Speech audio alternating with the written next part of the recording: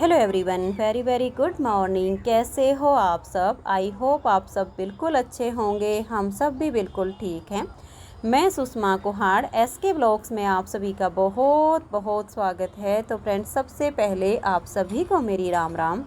और अभी मैं यहाँ पर बच्चों के रूम में साफ़ सफाई करने के लिए आई हूँ, क्योंकि रात को बहुत ही तेज़ आंधी और आंधी के साथ तेज़ बारिश आई थी, जिसकी वजह से रात को बहुत परेशानी हुई। घर में पानी भर गया था। और क्योंकि इतनी तेज़ आंधी के साथ बारिश थी, दरवाजे के नीचे से सारे घर में पानी आ गया था। और जो ये AC लगा हुआ है बच्चों के रूम में, इसके ऊपर जो गत्ता लगा हुआ है, आंधी की वजह से ये उखड़ गया था। सबसे ज़्यादा प्रॉब्लम इसी की वजह से रात को हुई थी। और 2-2:30 बजे तक आंधी तेज़ चली, तब तक तो बहुत ज़्यादा दिक्कत रही। जब थोड़ी बहुत आंधी कम हुई तभी ये गत्ता ढंग से यहाँ पर सेट कर पाए थे, नहीं तो बहुत प्रॉब्लम हो गई थी। और फिर ये था कि रात को ही जितनी साफ़ सफाई हम कर सकते थे उतनी तो कर दी थी, लेकिन डीप क्लीनिंग तो फिर सुबह उठ के ही होती है। ढंग से रात को कोई सो भी नहीं पाया था।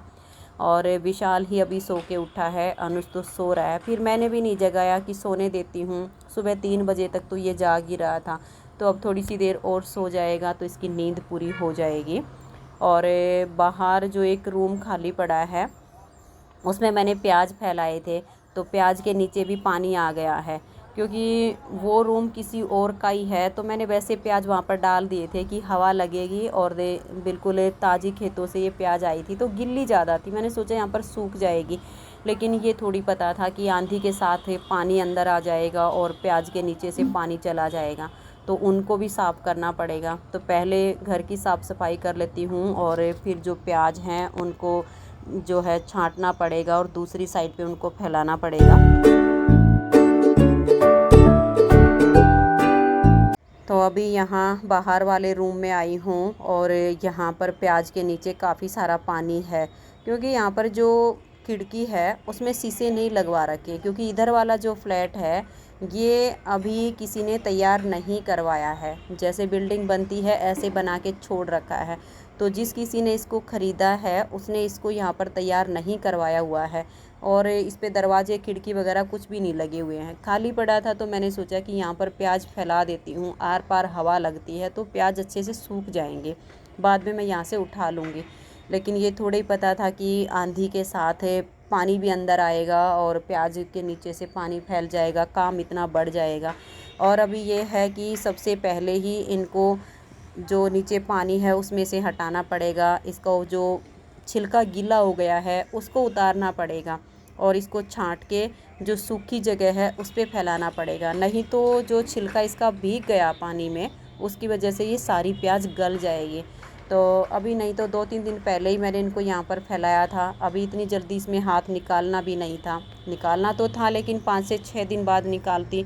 और एक तो जो सूखी सूखी होती है उनको छांटना होता है, एक ये अब पानी में गिल्ली हो चुकी हैं तो काफ़ी मेहनत करनी पड़ रही है। गिल्ले सारे पत्ते उतारने पड़ रहे हैं, दूसरी साइड पर इसको रखना पड़ रहा है, नहीं तो प्याज ख़राब हो जाएगी। 40 किलो ये प्याज है।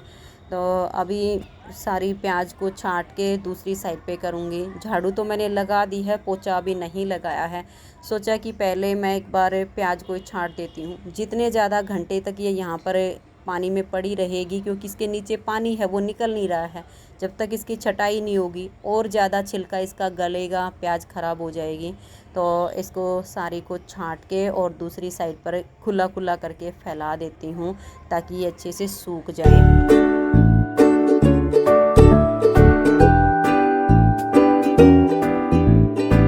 तो प्याज छांटने के बाद फिर मैंने पोछा लगाया, साफ़ सफाई का सब काम कंप्लीट करके, और मुंह हाथ धो के अभी किचन में आई हूँ और खाना बनाने की तैयारी करूँगी।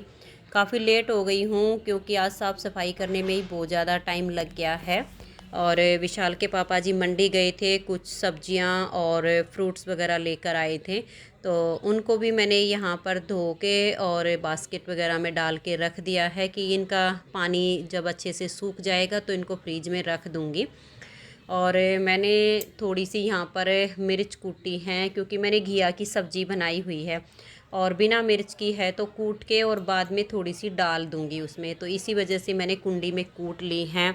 और खीरे की साथ में फिर सलाद काट दूँगी। आटा मैंने छान के रखा हुआ है और फिर साथ के साथ आटा लगाऊँगी। सब्ज़ी वगैरह पहले ही तैयार हो गई है, तो फिर साथ के साथ रोटी बनाने लग जाऊँगी। और आज सुबह से ही साफ़ सफाई के काम में लगी हुई हूँ, काफ़ी टाइम लग गया है। इस टाइम पे सच में थकावट भी काफ़ी हो गई है, क्योंकि जितना टाइम डेली लगता था उससे डबल टाइम लग गया है। खाना बनाने में भी बहुत लेट हो गई हूँ, इसी वजह से अभी नहाई भी नहीं हूँ, क्योंकि अभी नहाने लग जाती तो फिर खाना बनाने में काफ़ी लेट हो जाती और सबको भूख लग गई है। और कोई सब्ज़ी भी सुबह नहीं थी, तो सब्ज़ी जब ये लेकर आए हैं मंडी से तभी मैंने घिया की सब्ज़ी बनाई है। तो अभी यहाँ का सब काम करके और मैं रोटी बनाने लग गई हूँ। तो सबसे पहले वाली 2 रोटी तो मैं डेली ही गाय माता की निकालती हूँ, तो वो मैंने निकाल दी हैं। और थाली सब की मैंने तैयार कर दी हैं कि अभी मैं रोटी बनाती रहूँगी और साथ के साथ बच्चे आएंगे, बच्चों के पापा और सासू माँ को ये थाली दे दूँगी तो पकड़ा के आ जाएंगे। तो आप सब भी आज ये सुबह के खाने में मैंने घिया की सब्ज़ी बनाई है और दही है, मक्खन है, गर्मा गर्म रोटी मैंने बना दी हैं। तो आप सब भी आइए और सुबह का खाना हमारे साथ खा लीजिए। और अभी सबको खाना खिला के फिर किचन की साफ़ सफाई करूँगी, काफ़ी टाइम लगेगा, तो आगे मैं व्लॉग को कंटिन्यू नहीं कर पाऊँगी। शाम के टाइम पर ही आप सबके साथ बैठकर बात करूँगी। तो अभी तो मैं सब काम करके और थोड़ी सी देर के लिए सोना चाहूँगी, क्योंकि एक तो रात भर वैसे ही नहीं सो पाए थे, कुछ सुबह से काम में लगी हुई हूँ, तो काफ़ी थकावट हो गई है। तो आइए पहले आप सब हमारे साथ खाना खा लीजिए।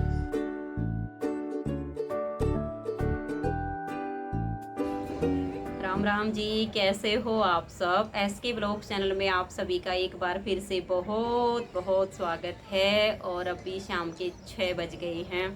सोचा थोड़ी सी देर बालकनी में बैठती हूँ और अपना नीटिंग का काम कर लेती हूँ, क्योंकि बाहर कहीं आना जाना होता नहीं है। एक तो मेरे पास टाइम ही नहीं बचता है, और बाई चांस से किसी दिन थोड़ा बहुत टाइम बच भी जाता है तो ये लॉकडाउन है, इसकी वजह से ना कहीं जा सकते हैं ना कहीं आ सकते हैं, बस अपने घर में ही रहना होता है।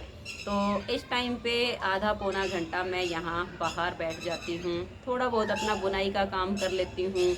तो ये है कि बाहर की हवा भी लग जाती है और अपना काम भी हो जाता है। कूलर, पंखे, एसी हम जितना मर्जी चला के बैठे रहे, लेकिन जो एक कुदरती हवा होती है ना, इसकी बात ही अलग होती है।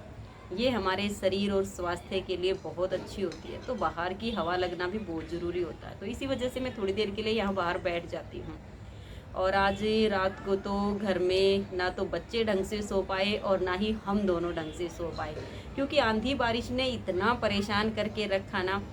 बारिश आंधी तो 2-3 दिन पहले भी आई थी, लेकिन उससे इतनी परेशानी नहीं हुई थी जितनी कि आज रात को हुई।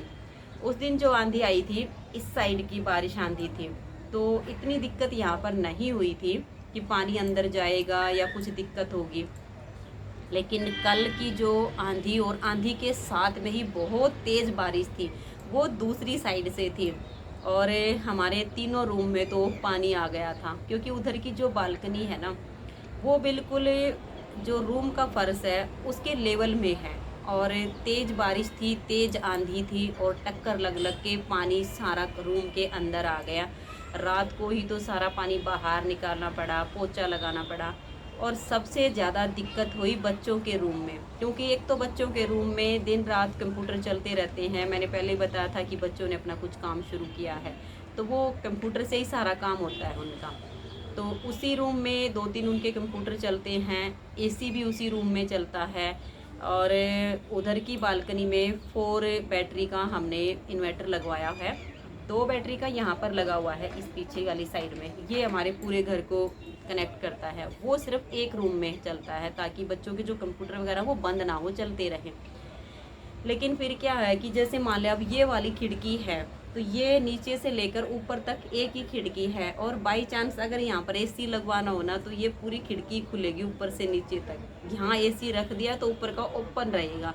यहाँ पर ऐसा सिस्टम नहीं बनाया गया है कि आधी खिड़की नीचे की बंद रहे और ऊपर की खोल के उसमें एसी लगवा दिया जाए, तो आंधी बारिश में परेशानी ना हो। लेकिन एक है सबसे ऊपर लगा रखी, सबसे ऊपर छोटी खिड़की है, उसमें एसी आया नहीं, क्योंकि ये खिड़की काफ़ी छोटी है और एसी बड़ा था। तो तो जो बच्चों के रूम में एसी लगवा रखा है ना, वो फिर पूरी खिड़की खोल के और वो नीचे उन्होंने फिट कर रखा है। अब ऊपर का एरिया सारा ओपन बच गया कि अब कैसे करें, ये तो आंधी बारिश धूप सब कुछ अंदर आएगी। तो जो एसी लगाने वाला आया था उन्होंने ही एसी की जो पेटी आई थी ना, कूलर की पेटियाँ वगैरह थी, उसमें से नाप के और गत्ता काट के और उसमें फिट कर दिया था खिड़की में कि चलो अब बाहर से हवा या धूप वगैरह नहीं आएगी, तो उसने अच्छे से कवर कर दिया था। लेकिन देखिए धूप और हवा को ही रोक सकता है गत्ता। इतनी ज़ोरदार बारिश और आंधी जब आएगी तो गत्ता कुछ काम नहीं करता है। और कल रात को फिर वही हुआ, आंधी बहुत तेज़ थी और साथ में बारिश थी। आंधी की जैसे ही टक्कर लगी, वो कील लगा रखी थी गत्ते में, वो सारी उखड़ गई। और फिर 1 बजे का टाइम था, मैं उसी टाइम पे लेटी थी सोने के लिए।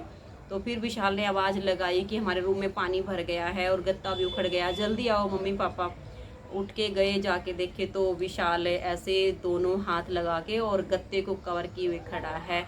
और अनुज भी परेशान हो रहा है कि अब क्या करें, अगर छोड़ते हैं तो बारिश की जो टक्कर है वो सीधी कंप्यूटर वगैरह के ऊपर पानी आ रहा है, मतलब कोई इलाज ही नहीं सूझ रहा था।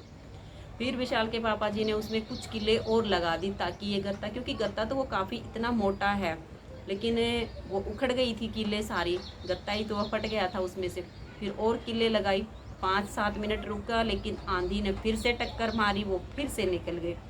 अब उसको पकड़ के सारी रात कैसे खड़े रहे, और उसको छोड़े तो फिर पानी अंदर आ रहा है। कुछ दरवाजे के नीचे से पहले ही घर में पानी पानी हो गया था, तीनों रूम में इतना पानी हो गया था हद से ज़्यादा, और सबसे ज़्यादा बच्चों वाले रूम में ही पानी हुआ था।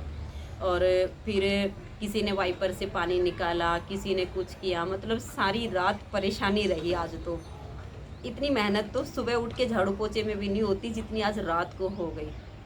फिर कोई आइडिया ही नहीं सूझा कि अब क्या करें। फिर तो जैसे यहाँ से और यहाँ तक, मतलब एक कील यहाँ पर लगाई, एक वहाँ पर लगाई, और ऐसे उन पर रस्सी लगाई, फिर ऐसे रस्सी लगाई, फिर ऐसे रस्सी लगाई, क्योंकि क्या है ना कि मतलब रस्सी ने फिर इधर से मतलब उसको कवर कर दिया, तब जाके वो गत्ता रुका। 2-2:30 बजे जाके आंधी थोड़ी सी कम हुई, बारिश थोड़ी सी कम हुई, तब जाकर थोड़ी सी चैन की सांस आई। फिर जितना पानी भरा था सारा वाइपर से बाहर निकाला, पोछा लगाया।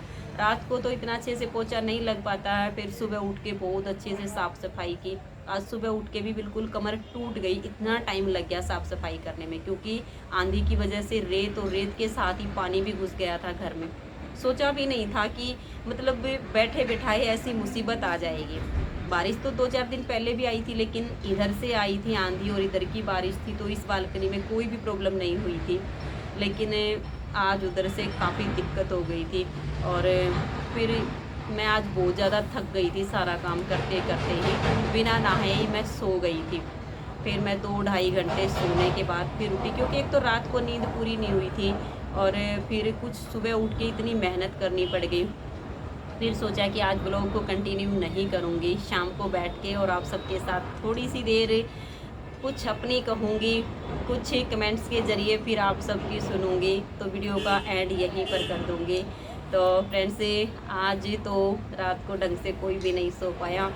आप सब को आंधी ने, बारिश ने परेशान किया कि नहीं किया, आप सब मुझे कमेंट्स करके ज़रूर बताइए।